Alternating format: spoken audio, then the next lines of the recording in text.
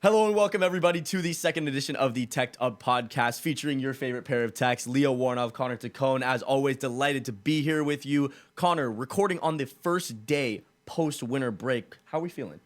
Feeling great. Great to be back. You've been itching to do this podcast. Bro, You've been texting me nonstop. We have so much to talk about. It's been like a month. We really do. We haven't seen each other since our last broadcast, which was the Air Force game, if I'm not mistaken. Yeah, that was like almost a month ago. It was. And then I dipped right back to Los Angeles. You dipped right back to Escondido. I mean, and now we're here. The month flew by, honestly. It did. It was a fun month. Time with family. Good catching up with everyone. The homies back home. Everyone back from college. It's nice to see. It's nice when everyone comes back from college, bro. It's like 100%. All your homies free home cooked reunite. free home cooked meals. It's amazing. Yeah, come on. I mean, you can't really beat it. But you know what? You also can't beat San Diego State basketball in the Mountain West. Aztecs 7-0, great start, 13-4 overall. We thought it was a little shaky. I mean, we saw pretty much every non-conference game in person, and we had some mixed opinions. And this team still has some question marks, some holes to fill. Sometimes they look like they can go on a run and to a potential Final Four. Sometimes they look like they have absolutely no chemistry. They look lost. So. Yeah, it's been a very inconsistent start for State, and I think they're finally finding their legs right now. Now that conference play has started, they're like, okay, it's time to lock in. It's time to just get our wets about, and let's get going. You know, I think everyone's kind of filling in their role, finding their role on this team, and that does happen over the course of a season, especially when you group these freshmen and these transfers, and then also these returning players. Speaking of which, I believe that the biggest impact for this Aztecs team comes off the bench. We've seen it in person. There are many times against Troy we saw it. We start flat, and then a guy by the name of BJ Davis, the guy with Bruce Lee as his Instagram profile picture, comes in, and he's a killer. 6'2", 175, looks every bit of it. It's 175 soaking wet, and this guy is just comboing up, leading the country, aside from Dior Johnson from Tarleton State, which is not Power 6, so we don't really count it, in bench points, 11.6 per game to be exact, and really just provides this spark, this quickness, this energy, this burst, this lightning. You can't really say enough about him. In my opinion, he's my team MVP. Yeah, to your point, Leo, he is the heart and soul of this Aztec team. We've seen it time and time again. You know, the slow start against Troy. All these times we've been very close games. Sometimes we've been down at half, and he just comes in off the bench, boom, get him going, get him on a run. BJ's been a vital part to this team, and I don't think he gets the recognition that he deserves sometimes. Oh, 100%. And to both of our points, that game against Boise State, first of all, we don't start out up 25 in the first half, but we also never win that game without BJ Davis. Oh, 100%. Completely saved the day. We were dead in the water, down 6, 20 some odd seconds to go, 3, and then a buzzer beater 3.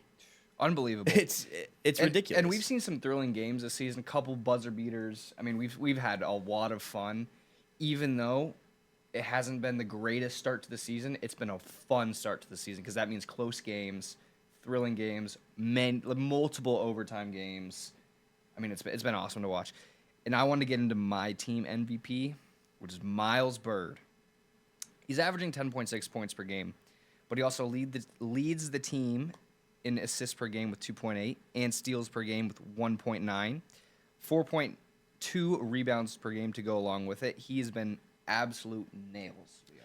I want to just completely focus and emphasize on the 1.9 steals per game. To me, it feels like 4 or 5, and Exactly. He obviously leads the team in steals per game, but he 100%, I'm not going to look this up, I'm going to go with this off the dome, a little Leo guarantee, leads the Mountain West in deflections, possibly the country. 100%. He gets a hand on a ball 1 out of every 2 or 3 possessions. He no pun intended, flies around the Yes, court. pun intended. Miles Bird taking flight. No, he does. He quite literally flies around the court. He could be at the half court line, and they're throwing it in, and he's just there immediately. He gets a hand on it, no matter what. No matter what, Miles Bird is there. He's getting a hand on anything. Feels like the only thing he needs to work on are the fast break dunks. because he tries to do too much, takes off too high, and tries to windmill, and he goes off the back rim. But he's been better about that. I actually saw, I think it was in the Boise State game, it could maybe Wyoming. He had got a fast break steal and just gently laid the ball in the rim, and I was like, you know what? I love that. We take guaranteed points. Steps. We take guaranteed points over anything. And to your point earlier, you said it hasn't been the best start to the season, but it's sure as hell been a fun start to the season. And these fans at Viejas, by the way, half of them leave midway through the second half just for an Aztec comeback. The fans that stay are getting their money's worth. We've had a double OT game against Troy, a triple OT game against Boise State, and I mean, every other game it feels like they're putting up 90 plus. And I want to bring up something real quick. What's with the SDSU fan base? Football, basketball, everyone leaves at halftime. Man, we've had this conversation Time and time again. And I thought originally thought it was just a problem with Snapdragon and how much they want to charge for tickets, but I realized even with basketball, everyone leaves early. It's like they're getting bored of the game. I also think, and I love them. I have some friends there, but I think the show can do a better job throughout the game. I think they start really hot, they start really loud. But as time winds down, as time dwindles down, I think they kind of dwindle down as well. I think it's just like a steady kind of bar graph going down, student section. Yeah, for sure. I mean, there's only so much you can do to keep 20 to 23-year-olds entertained for an entire 2-hour game. But, I really like what Steve Ballmer does with the Clippers, and I'm not saying we can do this here on campus, but add some incentive to stay longer. I mean, you've seen what he does, and he has drastically improved the Clippers' attendance over the last couple of years. Just having interactions in the arena and incentives to stay longer, incentives to get loud. I mean, if we could throw in something like maybe a free meal on campus for whoever's the loudest. I don't know, something, dude. Throw out some T-shirts, limited edition stuff. I've seen a couple schools do this. The opposing team misses both free throws during a trip to the line, and everyone gets a free Chick-fil-A sandwich. Perfect. Stuff like that. I've seen that in college. Perfect. That's perfect. I mean, I completely agree. I think, at least for hoops, I feel like, and we did see a lot of non-conference games. We broadcasted a game against, Troy. We lost that one. But, so I think I'll give the fans a little bit of grace here. I'll give them a grace period. Non-conference game, you expect them to win by 20 or 30. You don't expect it to be a dogfight. But for these conference games, I feel like fans do show up. But the problem is the lack of faith. You've seen time and time again this team go on crazy comeback runs, but these fans still just want to beat the traffic.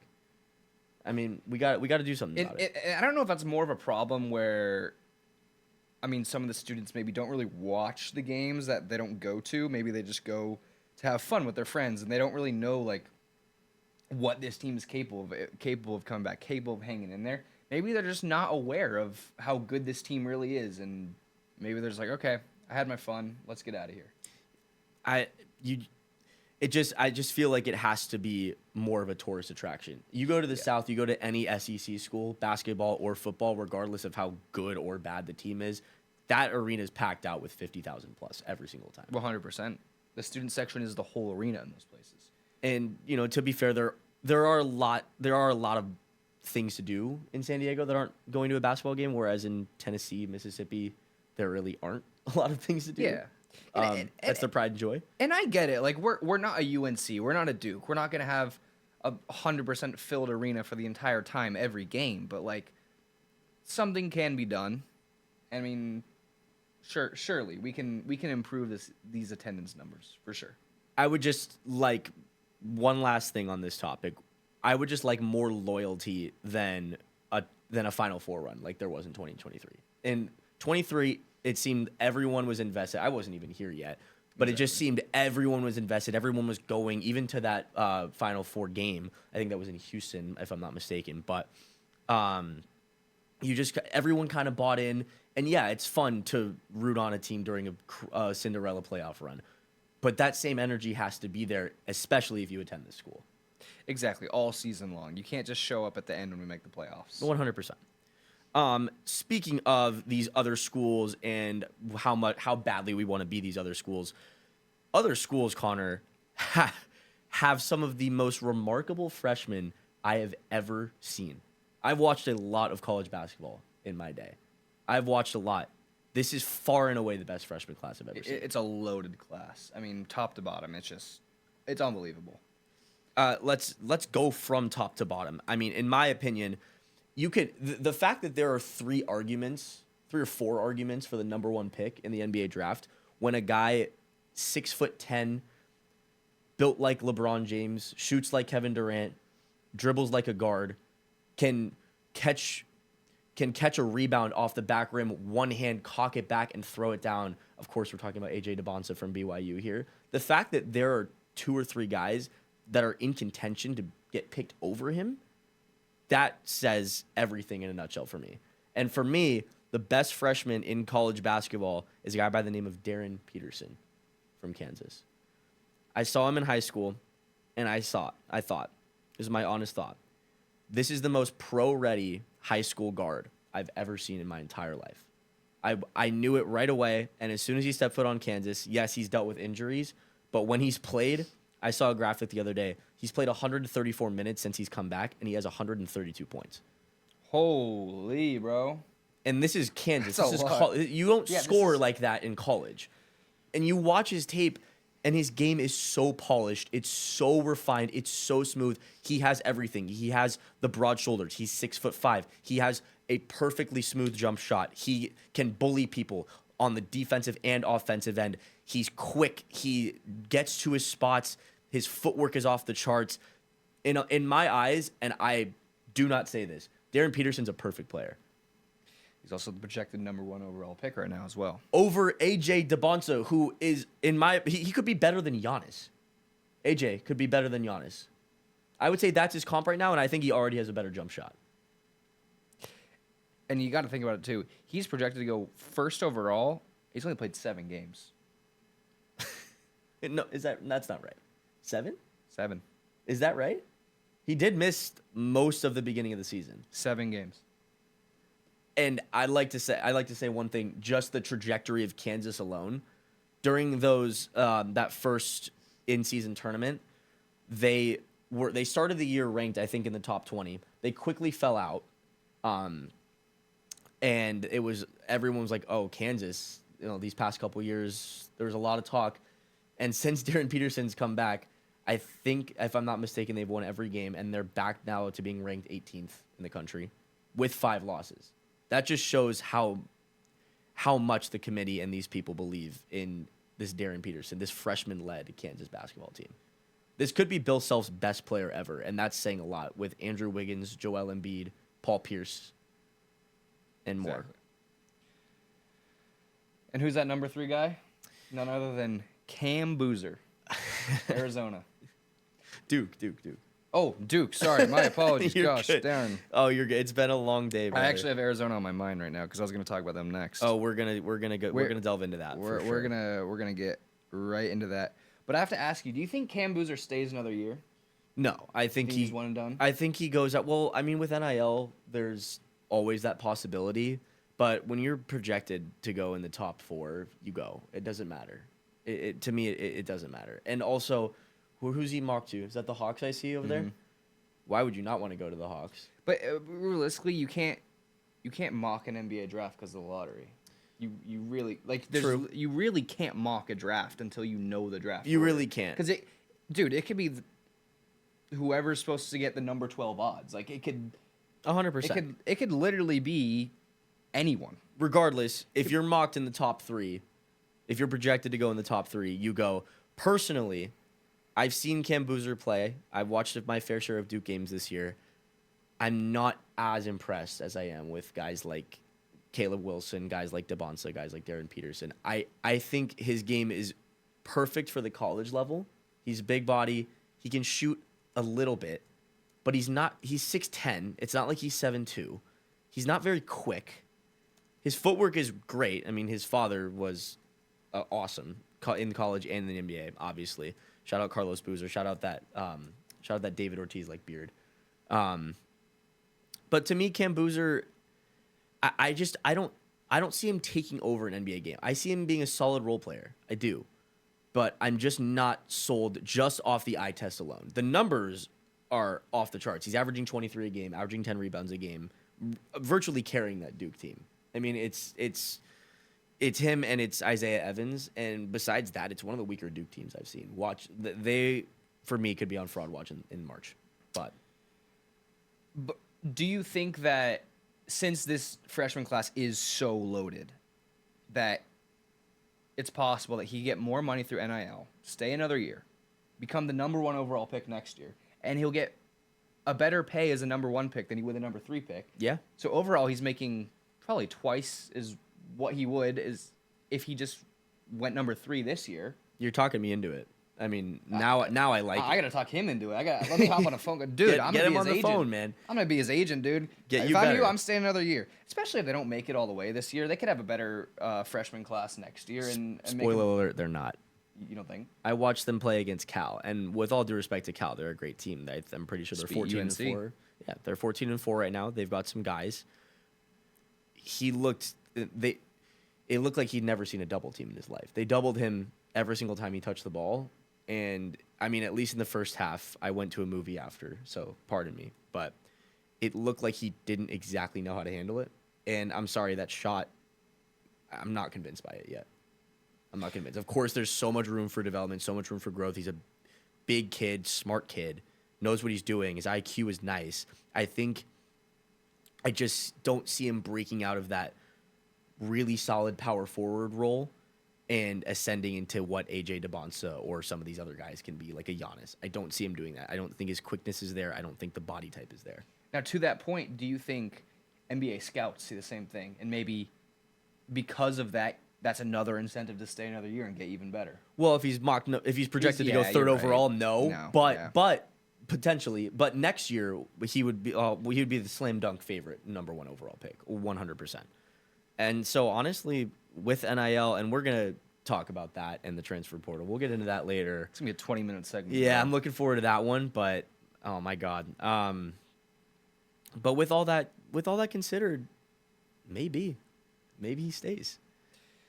All right, I want to get into, what do you want to get into next? You want to go Cinderellas or top projections? Since we're talking about these top guys on these top teams, I think we should just stick with the flow here. Stick with the top. Yeah. Who's your pick to win the national championship? I know it's between 3 teams for me. Mm-hmm. I know they just lost to Wisconsin, and it was a bad loss.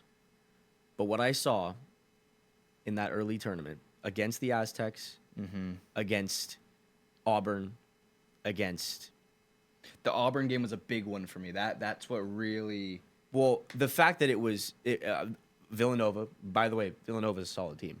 Kevin Willard has them up and running now, but I've never seen a stretch of dominance from them like I have from the Michigan Wolverines. And I'm sorry, I'm gonna stick with them. I don't think it's fair to discredit a team that did all of that.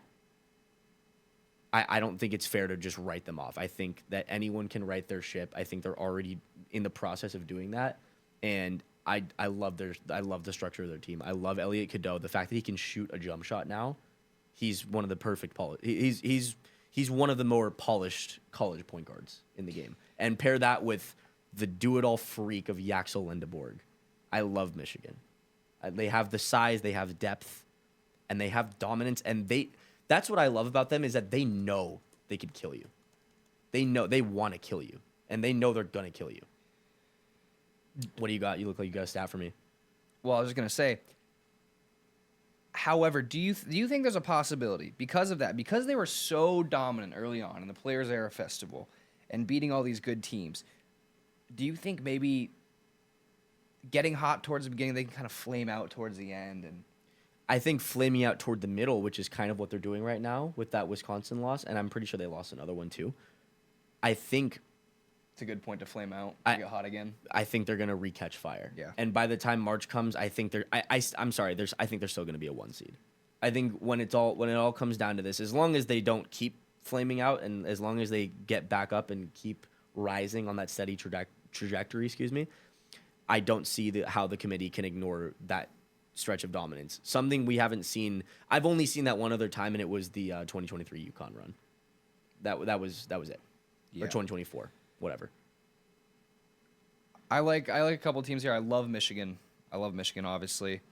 I got Arizona. You got to put Arizona in the conversation. They're undefeated. Oh, they're unbeaten, of course. They have an unbelievable team, but you got to think at some point they're gonna fall. Well, you say that, but they're in the Big 12. Obviously, the Big 12 is a juggernaut like it is every year.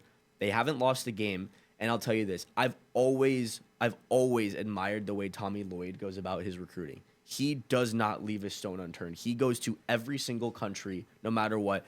I think the other year, last year, I think 8 different countries were represented of players who actually played.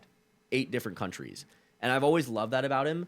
But I do pick them far in the tournament. Every year, I always buy into Arizona. I've loved some of their past players. Last year, I liked them because of Caleb Love and his experience, but it was just kind of too much Caleb Love. Mm-hmm. But I think this year could be the year. I like UConn there as well. I mean, UConn is an obvious top pick, and Talk about a team on the rise. How about Braylon Mullins, stud freshman? Dan Hurley probably made him in a lab. That kid is the most Dan Hurley player I've ever seen, and he's every extent of it too. And that kid's a knockdown shooter, solid. By the way, another freshman. Didn't even mention him. Didn't even mention some of the other guys. I mean, there's so many. I'm gonna do this. I'm sorry, I have to. We're gonna play. The Aztecs are gonna play Wyoming in a couple of weeks here. We're gonna be on the call. I want everyone right now to look out for Nas Meyer. Who the hell is Nas Meyer? 6'7", 195-pound freshman from none other than Agora Hills, California. Played alongside yours truly in high school. Freshman. Inserted right away, averaging a calm 14 a game. And it's one of the smoother and more eye-popping 14 a games you're ever going to see. I'm so hyped to watch him play in person. It's going to be a full circle, a really cool moment for me personally. But that's the depth of this freshman class. You put Nas Meyer into any other freshman class, and yes, I get it. It's Wyoming. There's not really a lot of national attention there.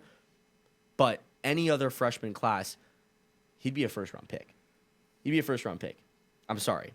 He would be. And he's probably going to transfer to a Power 5, next year and do the exact same thing he's doing, put on more weight. But you'll see, Connor. You'll see in a couple weeks. The eye test is there.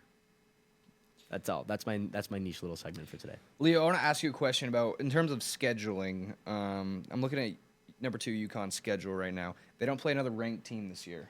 Do you think that's Big East? Do you think that's a potential bad thing or a good thing heading into the tournament, not having played a ranked team in over a month versus a team like UNC, who's going to be playing 5 of their last 7 games against ranked teams, 4 of which are in the top 10? It's funny you mentioned an ACC team there because the ACC has been weak over the past couple of years. I'm glad as a Syracuse fan to see that narrative get changed. But to your question, I don't think that's I don't think that can ever benefit UConn. I mean, of course, it'll benefit them seeding wise because I mean I'm barring some crazy losses to St. John's, who, by the way, what happened there? They were preseason number 6. And they've just completely fallen off the wagon. They looked like they had their future locked up for the next 5-10 years with Rick Pitino. But, there's still time to turn it around. But the Big East, you're not going to get a lot of convincing wins. You're not going to get a lot of quad 1 wins unless you beat UConn. Maybe Seton Hall. Maybe Seton Hall. But I think for the Huskies, I would say for a normal team, yes. For a Dan Hurley-led team, no. I don't think it's too much of a problem. They went back-to-back for a reason. That guy can coach a team through March no matter what. He can coach a team against anybody, and they've always been in the Big East, and it didn't seem to be a problem those 2 years. So we'll see come March, won't we? No, I guess we will. One other team I want to mention as a potential sleeper to win the national championship. This team started out so cold. One of my favorite transfers from Princeton by the name of Xavier Lee said he started the season in the worst slump of his career. the University of Florida Gators have found their stride. I see you shaking your head. I don't know why. I hate the Gators. They're all the way back up to number 17. They won it last year. Todd Golden has experience. And Boogie Fland, Xavier Lee, they figured out how to play alongside one another. Thomas Howe is one of the most impactful players in the country. I'll say that right now. You're not going to find me 30 players better than Thomas Howe. He's going to be he should be a lottery pick in my opinion. That guy does so much on the court. He's another version of a Yaxel Lendeborg type if he got the ball more. He would be putting up those type of numbers if he were playing for a smaller school, but he doesn't need to be playing for a smaller school. Watch out for Florida, potential back-to-back Cinderella run. Not even Cinderella, it'd be a 3 or 4 seed. But yeah, whatever, bro. Okay. Go Florida State, go Auburn. Why? Screw the Gators. Okay. Can't stand them, dude. Shout out Michael Tec'd. Yeah? Uncle Mike, Did he go to Florida State? Florida State alum. That gives us nothing to talk about. That dude hates the Gators with a dying passion, and he instilled it in me at a very young age. Fair enough. That gives us absolutely nothing to talk about. Exactly. So with that, let's move on to our fraud watch. Yeah. You want to lead this one off? I can go with my pick. Okay. My biggest fraud is UNC. They lost 3 of their last 4 games, all against non-ranked teams. They still have to play Duke twice and 3 more ranked teams. That is scary if you are UNC. Very scary. You do look at that lost 3 of the last 4. They were all on the road against non-ranked teams. 2 of them were back-to-back nights against Stanford and Northern California. But still, it doesn't matter. You can't lose 3 of your last 4 to non-ranked, especially as a team like UNC. It's supposed to be a top team. I'm 100% in agreement with you here, but I'm sorry, you triggered my brain with the loss to Stanford. I don't know how I didn't mention a guy by the name of Abuka Okori. We want to talk about a freshman class, another 6'2", 185-pound guard against North Carolina. 36 points, 9 assists, 0 turnovers. And he's doing it to everybody. He's had multiple 30-point games. He's carrying that Stanford team that all of a sudden looks like they can make the tournament. Stanford basketball in the tournament. When was the last time that happened? That's crazy. That is actually crazy. But yeah, UNC, 3 bad losses. You can't have those, especially when you have such a loaded back half of the schedule. But yeah, that's the UNC situation. It's really not looking great. I will say that Cal game, I did watch it live. They're down by 1 at half. They just really couldn't get going in a rhythm the rest of the game. It was kind of wild to watch. The fact that they just couldn't. They were down by 1 to 5 points throughout that whole second half, and they just couldn't get it going, despite that they had the loss to Stanford the night before. Just you didn't really see much motivation out of that team to win that game. 100%. And I don't think that's even. This is not a diss to Cal. Mark Madsen has that team under his wing. Day-Day Ames, one of the best names I've ever seen, by the way, averaging close to 20 in conference play. Chris Bell, Syracuse transfer. I don't want to talk about that. That Cal team is great. Here's the problem for North Carolina. You said they're down about 4 or 5 points throughout most of that second half. It's because they don't have anyone that can take over a game in the backcourt. In the front court, they could be the best in the country. Caleb Wilson and Henry Vasar, those two paired together are a coach's big man match made in heaven. But their guard play, Connor, is close to subpar, and it's the reason they're losing these games down the stretch. Correct.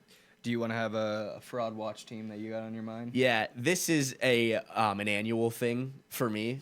It's semi-biased. I just have always hated them. It was probably because of Zach Edey. I could not stand that guy.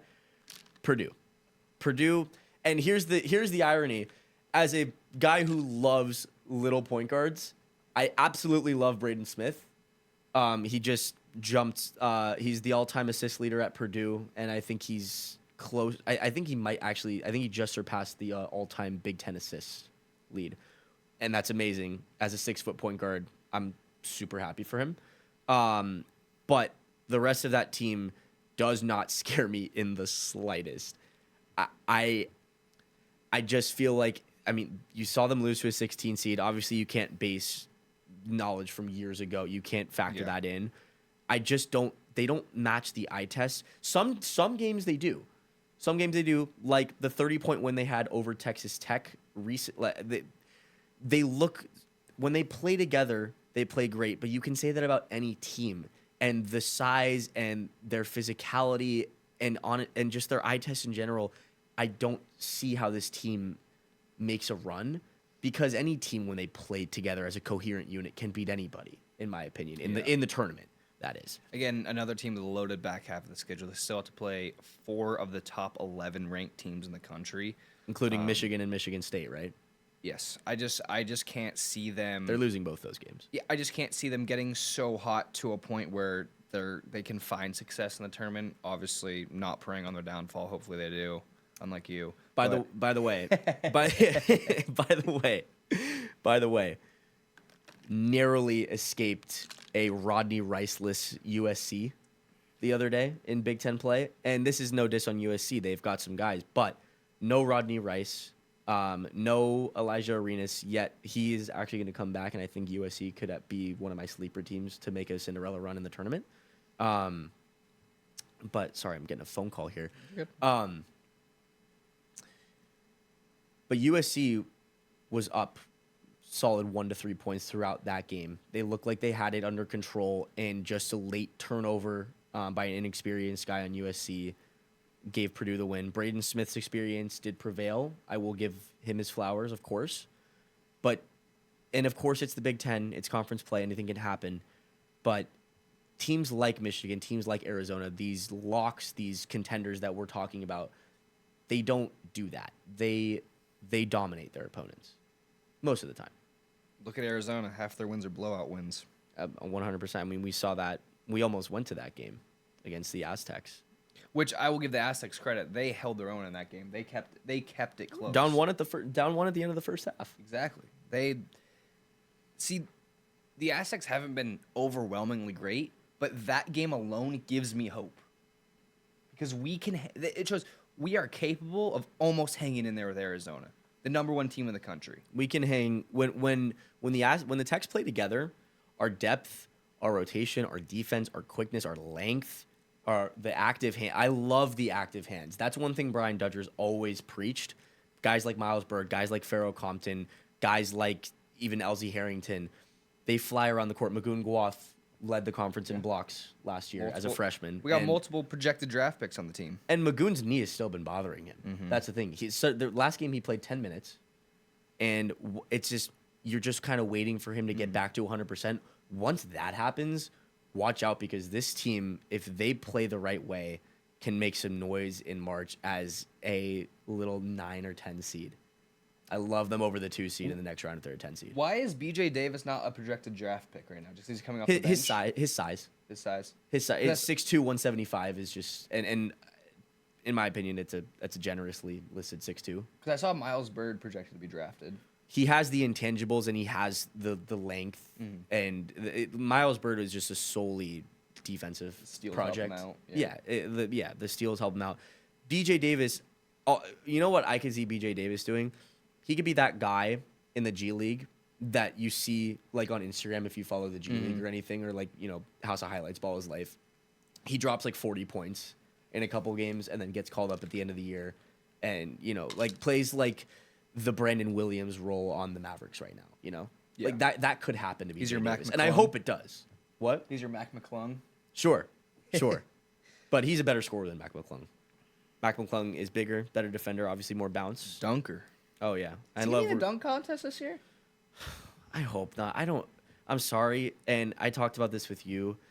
The All-Star Weekend in general is borderline unwatchable. It's a joke. And to me, the regular season in the NBA is a little too pick-uppy at times. It's a little. I want there to be more intensity. For me, I love the Lakers, and I love the Christmas Day games. I thought brought a lot of intensity. I watched all those. I loved them. But in most cases, these games ending 140 to 135 aren't a coincidence. The defense, the effort, and the energy from the crowd sometimes I just feel like it's lacking. Whereas if you turn on any SEC game, any ACC game, it's borderline shaking. I watched Vanderbilt, Alabama over the Lakers and Spurs game with Wemby on the court. And I'm a Lakers fan, and I had so much more fun watching Vandy, Alabama. And I don't care about either of those teams. Yeah, the problem is there's just no defense. I mean, just one example. Luke is a traffic cone out there. You got DeAndre Ayton, who's spinning circles just spectating the game while the guy drives right into the hoop. Did you see that clip the other night? Yeah, the LaMelo one? That's another one. I don't know, but there was a clip where DeAndre Ayton the guy was shooting free throws. He missed the second. Ayton didn't go for the rebound. The other team got it. And Ayton literally just stood in the paint as the guy drove to the rim, and he didn't even put a hand up. Yeah, and then you saw LaMelo Ball put him in a blender, right? I don't think I saw that clip, but it's worse than whatever you're describing. I promise. Okay. Yeah. What's going on with DeAndre Ayton? I thought he had a great start to the season. The funniest thing is that he's still putting up like 15 and 10. Like he always does that, and I mean the Lakers are the weirdest team in the NBA. We have a negative point differential, yet we're 10, 11 games over 500. So. Which is crazy. I looked at the standings the other day. I was like, how are the Lakers 10 games over 500? I know. We either blow a team out or we get blown out. That's why it makes no sense. Hey, LeBron's been playing better recently.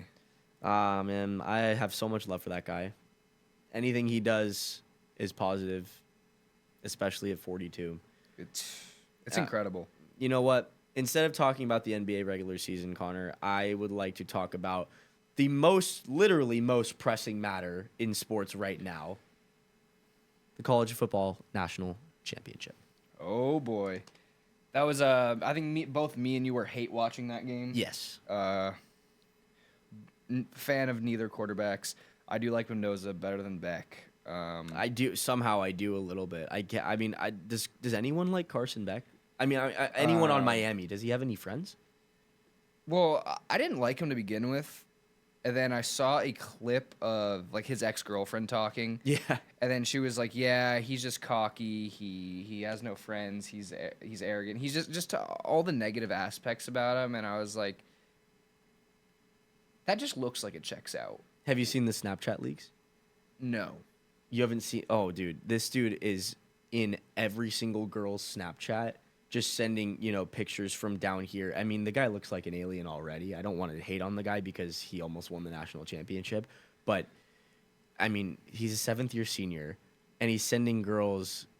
I can't say what he's typing. Yeah, I can't say on this podcast. Yeah, so just not. You get my point. Not stuff you want to be sending to people if you are the quarterback of the team in a national championship. A college quarterback alone in the spotlight. Yeah, spotlight like that. Just not a good look. Doesn't make people like you as a person. Yeah, and I just root for him to throw an interception every time he's out there, which cashed a parlay the other week on that. Give me some. Oh boy. Yep. On a Carson Beck interception. That was the parlay. I'm not even kidding. Carson Beck interception. I love it. All this negative talk, I would like to praise the other side. Connor, was this the best coaching job in college football history? It's up there for sure. I don't know. I don't know how you can say no. Think about where Indiana was for decades. A couple years ago, yeah. For decades. Yeah. I saw a thing the other day. They'd have to win 166 straight games to get back to 500 all-time school record. There you go, right there. Cignetti is a GOAT. I think he should go in the Hall of Fame off that win alone in the national championship. Unbelievable. But do you think Cignetti can keep IU as a top team for years to come following Mendoza's departure? And yeah. You're asking me? Yeah, I'm asking you. Ask him. He wins. Google him.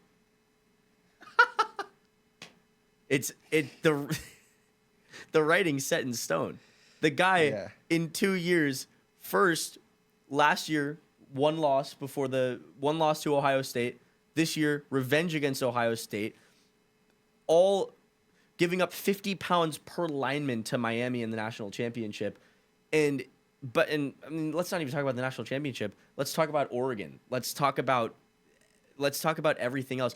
Just complete dominance throughout every single game. The only game they seemed to maybe struggle in was against Ohio State, and that's because really they didn't even know what they were yet. Exactly. They were undefeated, but they had scares from last year when Ohio State blew them out en route to their national championship. This year, Mendoza gets the better of them. I mean, I want to say Mendoza. It was really Charlie Becker that got the better of Ohio State and got the better of Miami as well. Yes. And we'll talk about Charlie Becker in a minute. But yeah, I just want to talk about, in regards to Ohio State and that win against them, I do think that was their toughest test of the year. Ohio State, I think, should have been matched up against them in the national championship. I don't know what happened in that Miami game. I hate what happened in that Miami game. But I think that was definitely their biggest test of the year. And IU was the least penalized team in all of the FBS this year, fewest penalties per game. And that's a testament about how good of a coach Curt Cignetti is and how disciplined his teams really are.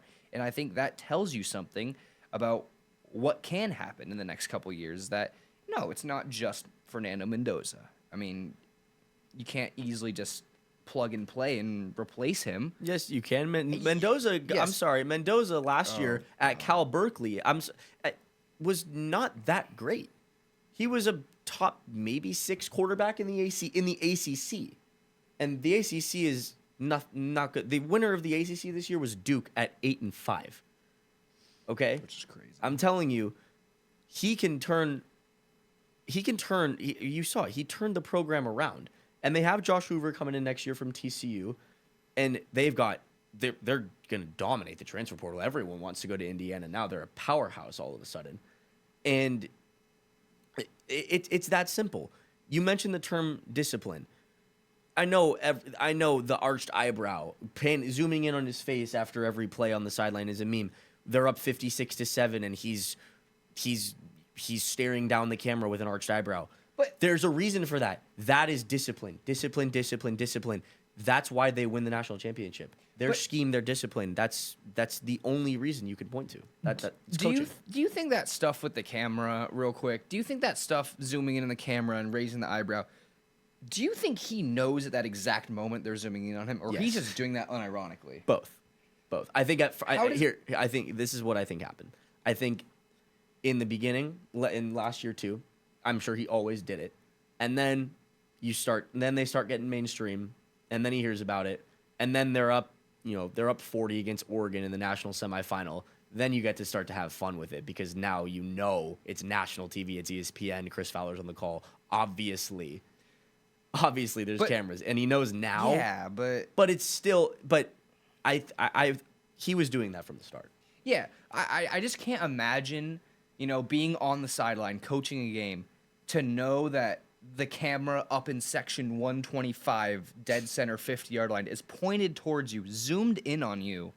I just don't know how it's possible to know that camera's pointed on you in that exact moment when the camera's 50 yards away in the middle of the crowd. I just don't see how you can know that camera's zoomed in on you in that exact moment. You're right, but at the same time, for these nationally televised games, he looks to the camera operator holding one from the sideline 5 feet away from him too. It's not just that camera. It's true. But I mean, this is how good Indiana is. We're debating on if their coach is clip farming or aura farming based on staring down a camera because they're up 50. Yeah. But yes, to your question, I think Indiana is a juggernaut for years to come. I think Cignetti is, I'll say it, the new Nick Saban. What do you? Ooh, I like that. I'll say it. I do like that. I think. Yeah, there's no one else right now in college football that's really even close to him. I mean, yeah, there's really nobody. You want to say guys like Ryan Day, Kirby Smart? I was thinking about that, but Ryan Day has so much more talent. He has an NFL roster damn near surrounding him, and they won the national championship last year. But before that and this year, it was all about how he can't win big games.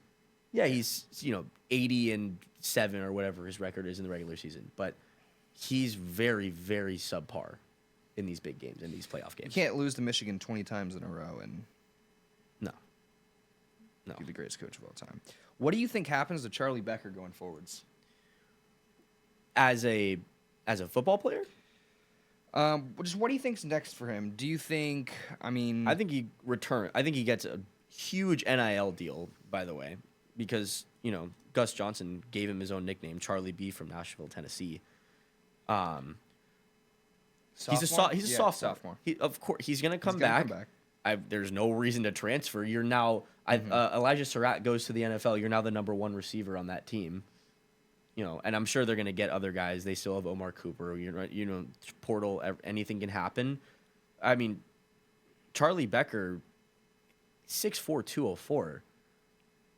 You know who he reminds me of to a T?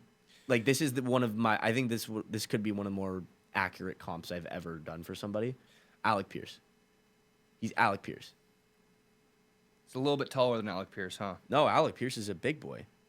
Alec Pierce, I'm pretty sure, is shorter. No, Alec Pierce is a deep. There's a reason Alec Pierce had 1,000 yards on 47 catches this year, and it's because he's 6'3", 211. He weighs more than Becker, and Becker, once he turns pro, he'll weigh that too. Yeah.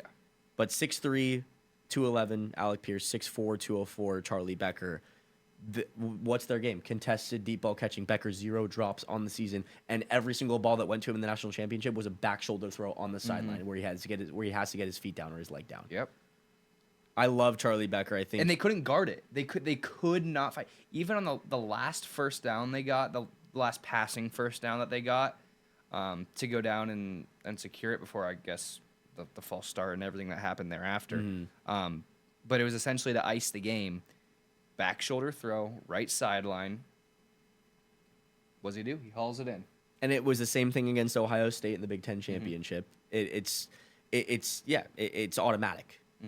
It's automatic. It's 4th and Charlie. It's 4th and Becker, whatever you want to call it. Exactly. All right, I want to move on to NIL and the transfer portal. No.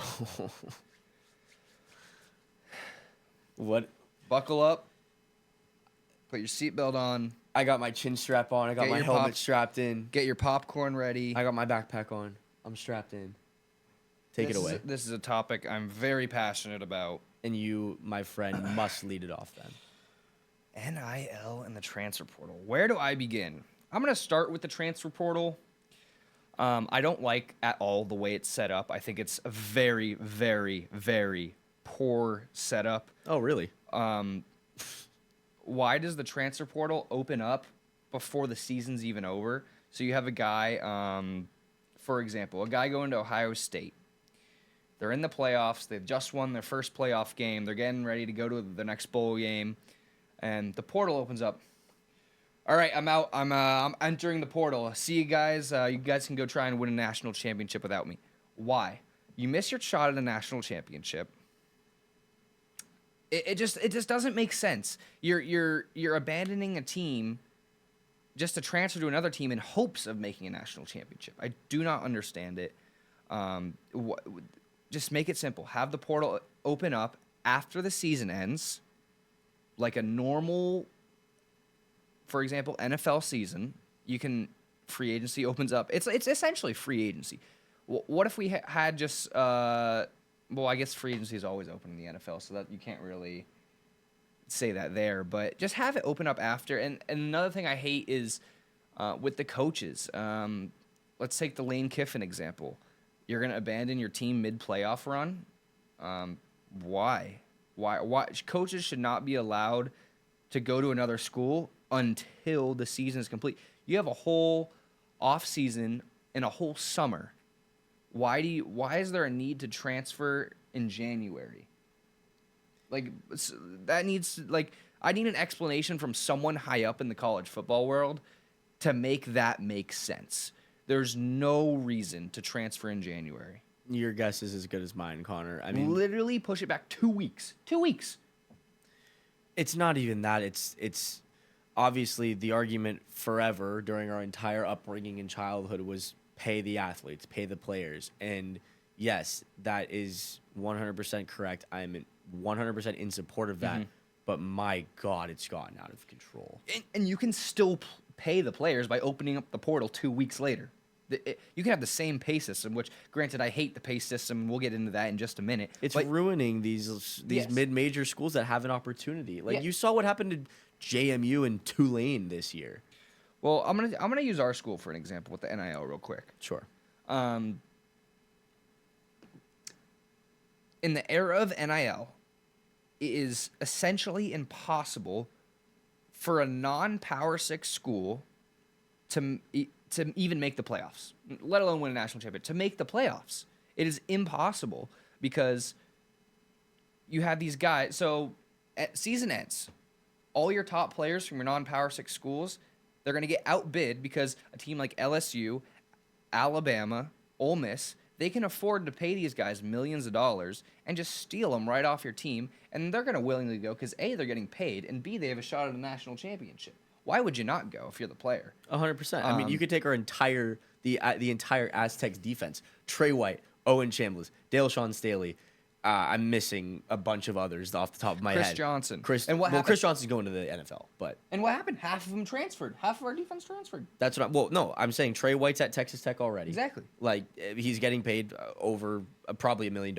I don't blame him, as he should. Oh, 100%. I don't blame him. I blame how it's set up. A non-Power 6 school is never going to make the playoffs, unless. Well, they can make it. Bid. Oh, yeah, unless it's the automatic bid. JMU and Tulane. Well, JMU and Tulane, they made it, but you see, not winning a game. Notre Dame would have. I do not support what Marcus Freeman did after that decision came out. But Notre Dame gives a school like Oregon a better shot, a better fight. Exactly.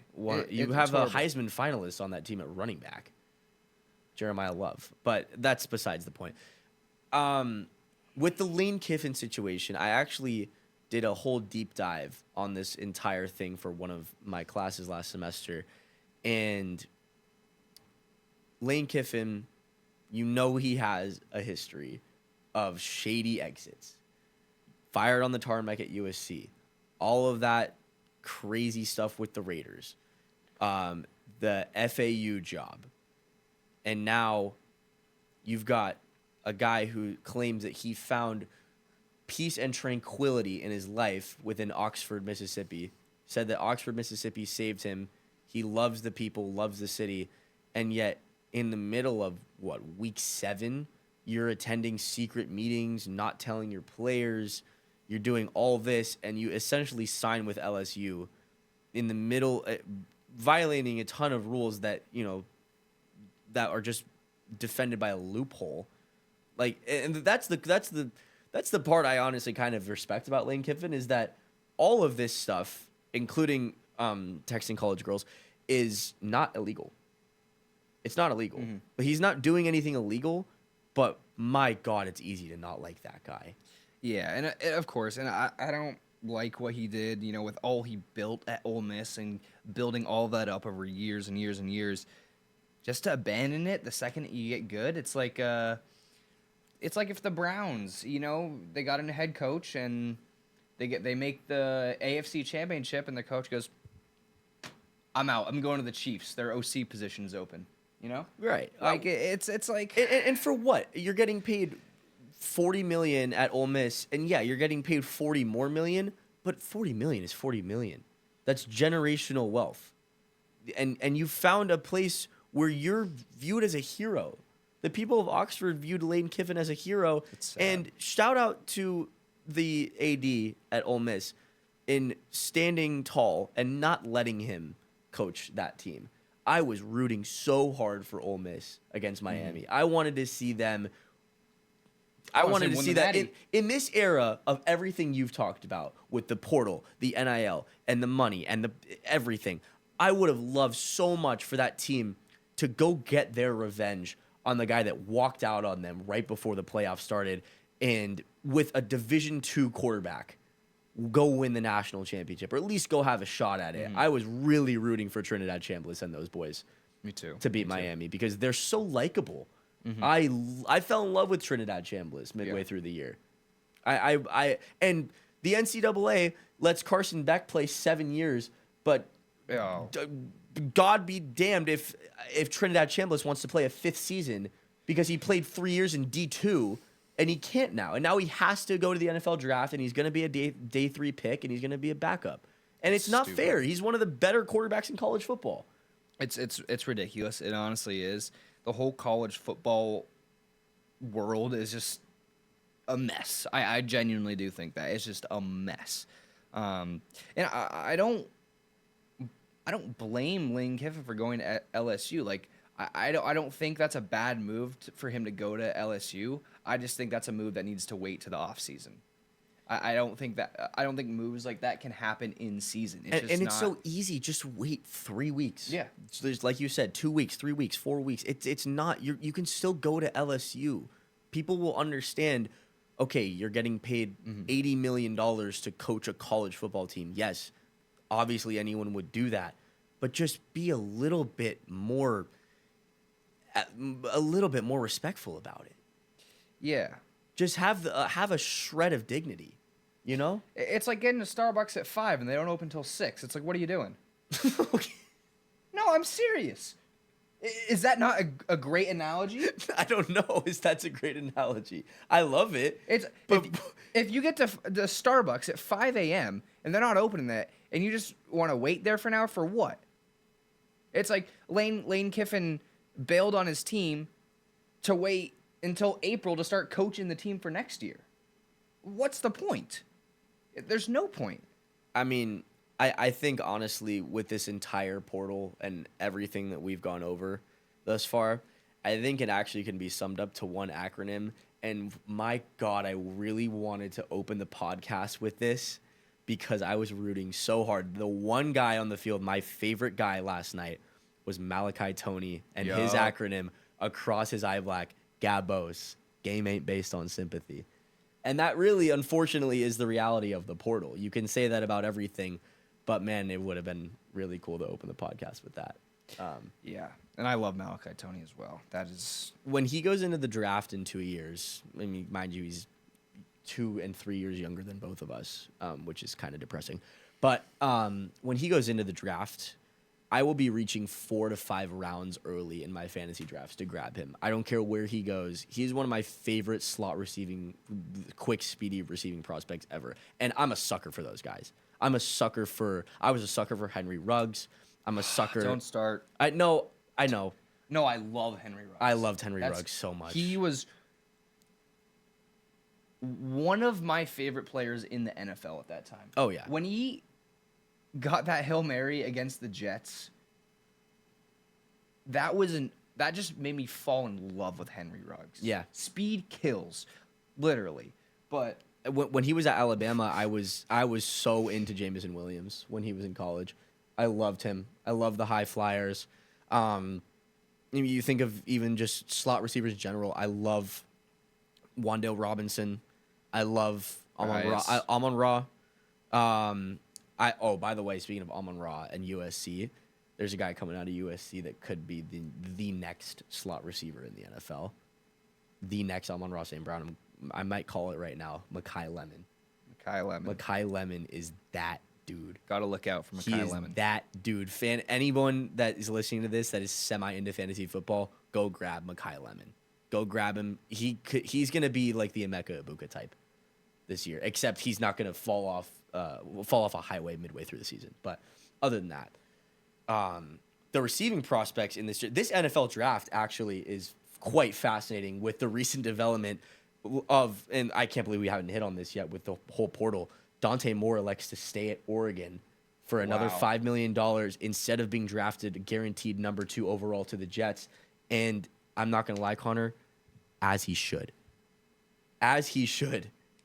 Why would you ever go to a franchise who is historically known for ruining quarterbacks and with no future plan?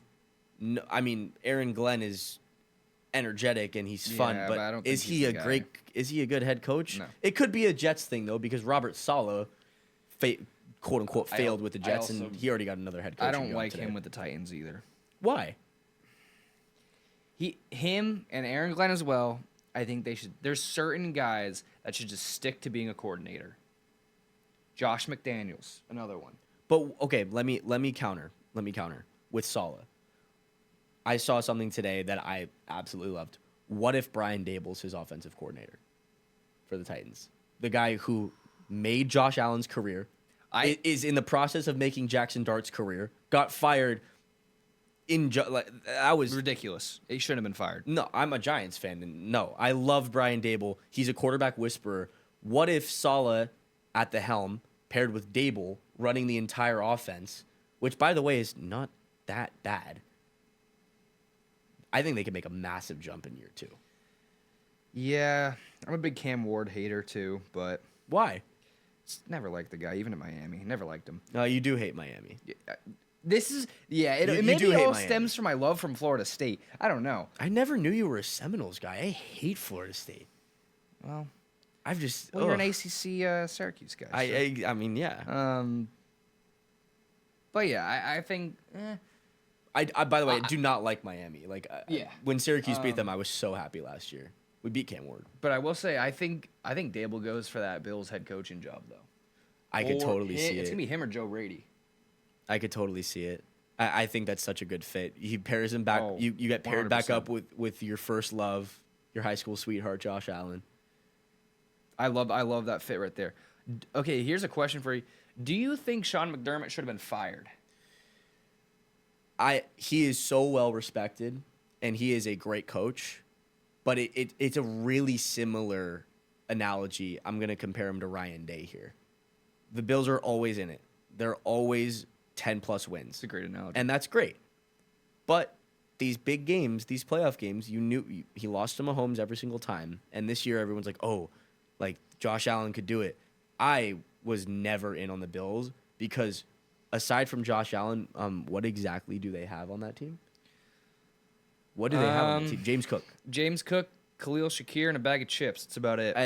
And defensively, Deion it's the same Dawkins. thing. How old is Deion Dawkins now? And But he's yeah, that's just one offensive lineman.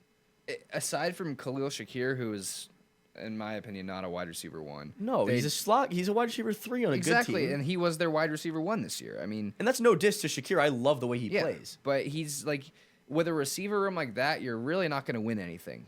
I mean, when it comes down to playoff time and stuff like that, yeah, I think it's not. their secondary as well.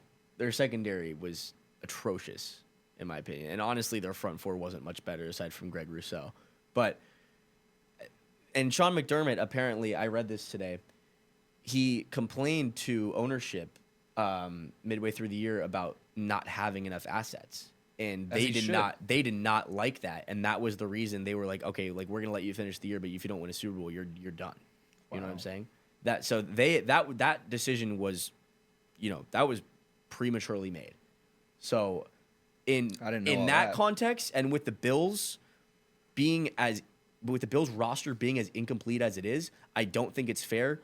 But every other preceding year, not winning these big games when you should, I mean, you're up 3 points with 13 seconds left to go. You win that game every single time. I know how good the Chiefs are. I understand. But you're up 3 with 13 seconds left. I don't care where unless the ball is on their own 20.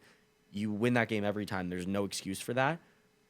I do think it's a lot like Ryan Day. I don't know why they can't win big games, and McDermott's going to get another chance elsewhere. He's too good. His track record in the regular season is too good. I could see potential Ravens going after that. Ooh, that's a good call right there. I like that one. I mean, you could say anything's a good call. There are 10 head coaching vacancies right now. A third of the league needs a head coach, and it's crazy. And one of the guys that just got fired right before we started recording just got picked up. Mike McDaniel, Chargers' new offensive coordinator. I absolutely love that fit. I love that. Yeah, I think they're going to be. I think that's one thing the Chargers struggled with this year. Is their offense, and I really liked when they had Kellen Moore as their OC. Yeah. But ever since then, the offense just hasn't been the same. I think they get a great coordinator in Mike McDaniel. To their credit, I'll respect the Chargers. They dealt with so many injuries on the offensive line. Like it was every single game they in- lost another offensive line. In the first 3 weeks, they had 2 guys go down for the year, 2 starters. But in the preseason, Rashawn Slater went out for the year. So, I think next year that team has a chance to be a real contender because think about the offense with Mike McDaniel, Herbert, Hampton, McConkey, Johnston, maybe Keenan Allen again. I don't like Quentin Johnson. Gadsden. I know I'm biased. I'm a Syracuse guy. That guy is a tight end 1. That guy has tight end 1 potential. And then you get 100%. Rashawn Slater back, Joe Alt back. All their guys, all their third string linemen that got injured potentially back.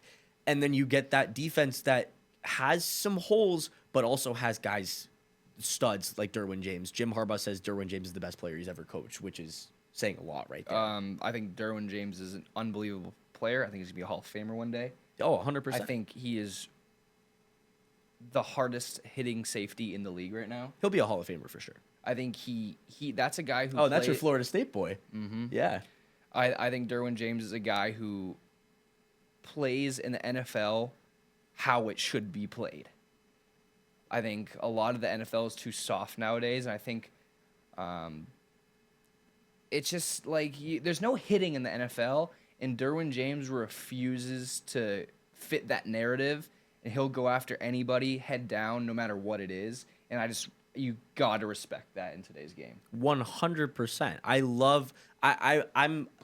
I do not like, although I am an advocate for player safety, and you've seen CTE what it does. Watching those late 2000s, early 2010s biggest hits compilations on YouTube when you're 12 years old, man. Oh, that hits so hard, and I wish that could still remain, but sadly with everything, it doesn't. But on the topic of safeties, and I'm gonna kind of transition into topics here. My Giants, please take Caleb Downs. If you want anything close to Derwin James, and I think that is his ceiling, Caleb Downs is that guy. He's the smartest guy on the field. He's the hardest hitter on the field. And there's a reason he's been the number 1 consensus player on their defense. Big Ten Defensive Player of the Year. Unanimous first-team All-American. Caleb Downs, if he falls to 5, please. What do you got? Is that a mock draft over there? He's not projected in the top 5 right now. Giants are projected to take Carnell Tate from Ohio State. I'd rather sign someone in free agency like an Alec Pierce, who we've talked about on this podcast, because then you get Neighbors, Pierce on the outside, Wandale 1,000 yards in the slot, and then you just go draft Caleb Downs, and then just O-line, and then a couple, maybe some backers and some more secondary. And after that, the Giants, watch out. Watch out for Jackson Dart. Watch out for Scat. Watch out for Tracy. Watch out for Malik Neighbors, who in that system with Harbaugh, I hope, and I do trust him, I do believe Malik Neighbors could be first-team All-Pro.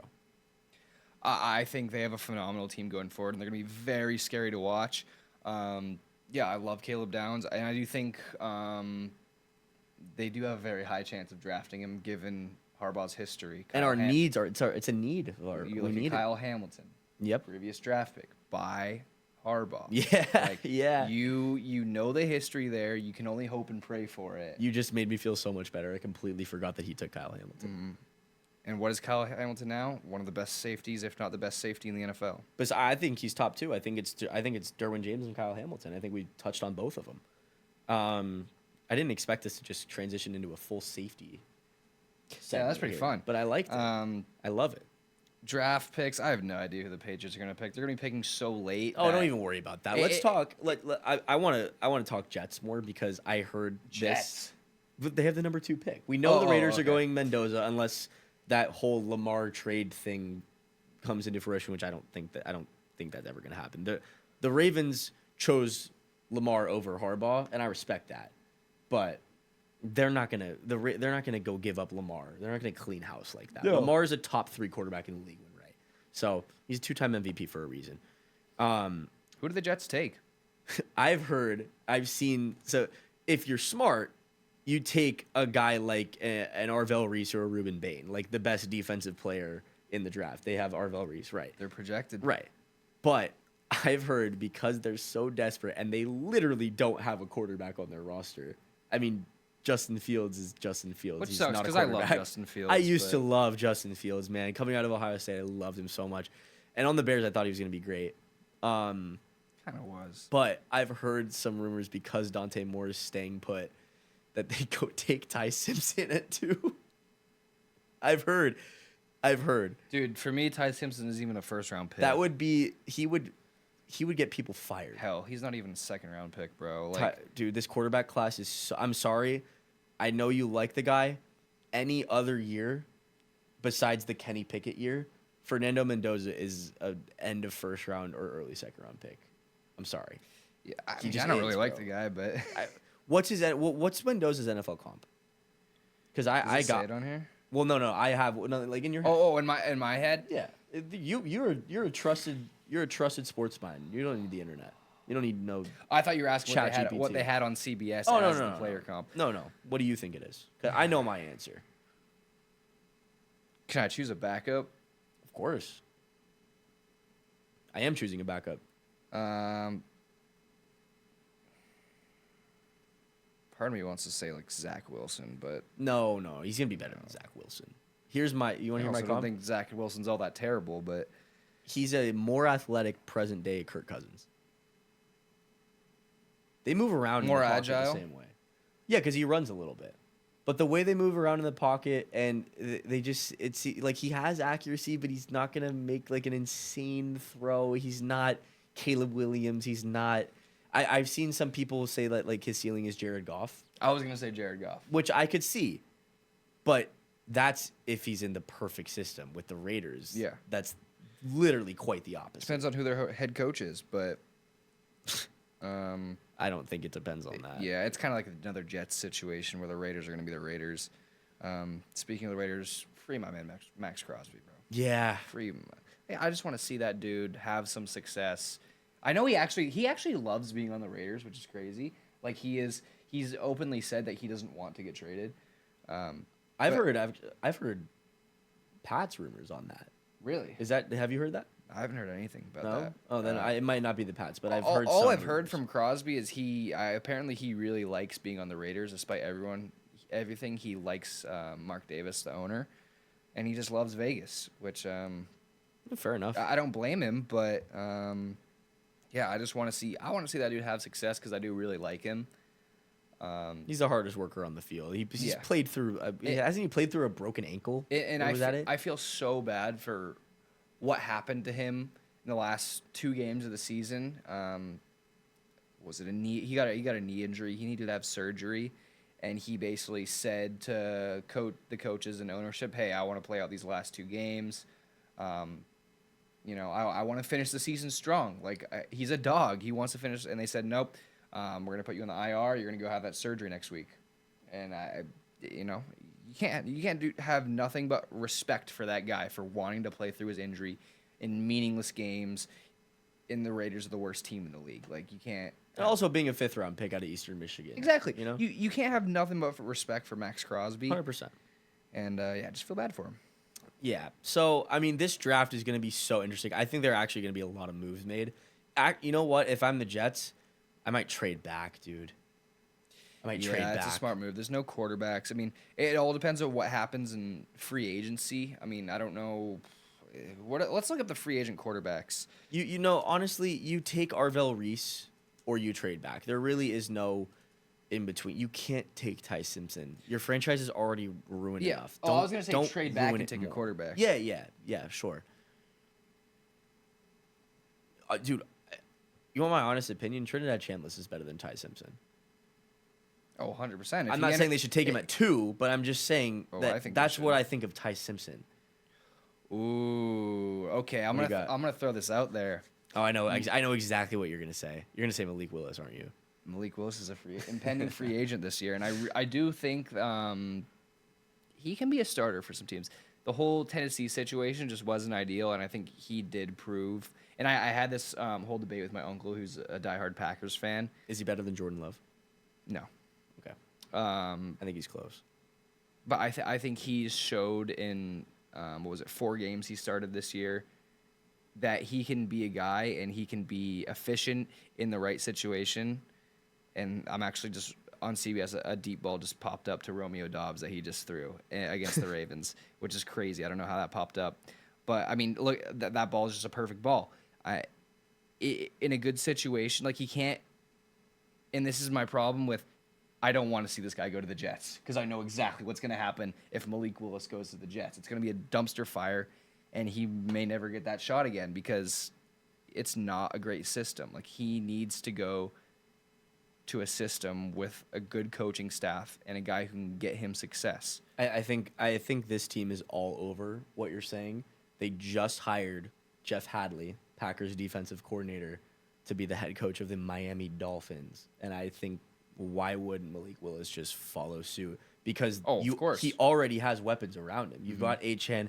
Tyreek maybe coming back. If he does, it'll be probably midway through the year because that was brutal. Well, but you got Waddle. Tyreek said some things on social media that suggested he's not going to be in a Dolphins uniform ever again. What did he say? I think it actually had more to do with Tua. Yeah, I mean, it makes sense. They're moving on from him for a reason. I think he put like a peace sign, "I'm out" or something like that. Oh, that's right. I saw that. Yeah. That was a while ago. Yeah, yeah. I was talking with my father as well. We thought there was a chance that Tyreek could just retire. Yeah, I do. He said that a couple years ago. He said, "I'm going to finish out my contract and retire." Yeah. Which he's a little older, but I could also. He's not that old though. He's like 32, I think. Is he really? No, he's not. Dude, 32. I bet he's 29. Oh, he's 31. He's 31, so he'll be going into his. When's his birthday? 32-year-old season. Doesn't matter. Okay. He's gonna go into his. Okay. March 1st. So he'll be 32, but before the season starts. I think if he's going to go anywhere, I think he goes back to the Chiefs. I could see it. I could definitely see. Like if I think in his mind, it's either back to the Chiefs or retire. But when does Mahomes come back? Because I don't think it's going to be week 1. Oh, I think it will be. Really? That dude. ACL? Diggs did it. Granted, he tore it like. But Mahomes does not have the body that Stephon Diggs does. But Diggs is also a receiver, and he has to cut a ton. Versus Mahomes, he's a quarterback. And he does have, 7 months to recover? Yeah, I think ACL is 6 to 8. Yeah. So I think he's ready week 1. Plus, I mean, this season isn't even over yet, so. Yeah. He's already had a month. Danny Dimes is a free agent, but I don't know who's going to want to sign him after that. Please don't say that name in front of me. Oh, Danny Dimes? You don't like him? Shut up. Dude, I actually I didn't like the dude until he left the Giants, but after seeing what he did this year, I've grown to like Danny Dimes. It's another Sam He's Darnold also situation. coming off an ACL, though. Achilles, even worse. Oh. So he's not going to play. Yeah. I don't think he plays until halfway through the season next year, which is, I think that's a reason nobody's going to want to sign him. But if you sign him to be your backup, that's kind of nice. I won't lie. Yeah, for sure, but I don't. He led the Colts to a 7-1 record for a reason, dude. He's not going to get the bag that he would have. And also, that I want to talk about a question mark. What are the Colts going to do? I was literally going to ask that exact same question because I wanted your answer because I can't answer that question. I have no idea. You can't go with Richardson. Rivers is obviously out of the question. Richardson's not going to be on the team next year. I honestly, I don't know why Anthony Richardson never switched positions. To what? A tight end. He's 6'4", 240. That dude's He's already got the size. I don't know. I have no idea what the Colts are going to do. I think their best move is to bring back Daniel Jones. I agree, but I think that's. But he's not going to start week 1, so you got to figure out something. But I think Riley Leonard. And exactly, I think I did like what I saw out of Riley Leonard week 18. I really liked what I saw out of him, and I think if you bring back Danny Dimes, maybe it's another 1-year deal, maybe another prove it deal for the second. I don't know. Whatever it is, he's not going to be. If he's not starting till week 8, I think 1 year with high. You can see 8 weeks of Riley Leonard. I think For Test it out. Jones, I think 1 year, but higher AAV because he did prove it. Like he did prove it. Yeah, he just got hurt. So I think a 1 year, $10-15 million deal, it would be beneficial for both sides. I think the mistake, How about 2 years? Because then you get the extra year. How about 2 years 30 for Jones? 2 years 30. If it's 2 years, it has to be a cheaper deal because I don't know if they're going to bank on him playing good after the Achilles. Sure. 2 years 24, 2 years 25. But I think the biggest mistake that the Colts made this season was bringing in Phillip Rivers, and I love Phillip Rivers. What are they supposed to do? Well, they never really gave Riley Leonard a chance. And no, he can't play quarterback in the NFL. Bro, you saw Week 18. That's Week 18. It doesn't matter. He's playing against college players. Riley Leonard, no. I'm sorry, Connor, no. You're never going to... You saw it at Notre Dame. He ran every single play for a reason because he can't throw. Are you really going to look up the Week 18 box score? Mm-hmm. You're going to do it? We're talking about Riley Leonard being a starting quarterback, a QB1 in the NFL. We're doing this. The Texans sat every single one of their players, bro. Did they? And they lost. 21 to 30. Yeah, it's not that good. What is it? And the Texans, for the audience, what was the stat line? I'll tell you what, though. He played better than C.J. Stroud did, which is a whole other conversation for another day. 21 to 34, 270, 2 TDs and a pick. Against the Texans' second-string defense. No, they played their starters. They did? They were fighting for a playoff spot. They played their starters. But yeah. Oh, yeah, you're right. Yeah, they were fighting. At that point, they were still fighting for the division. But I think they would have won more games than they did with Phillip Rivers. I just don't think that after the Daniel Jones injury, I think you still have to see what you have for next year. Bringing in Phillip Rivers doesn't give you that chance to even see what Riley Leonard has. And now you're basing off your decision for next year off of one game of Riley Leonard versus 5.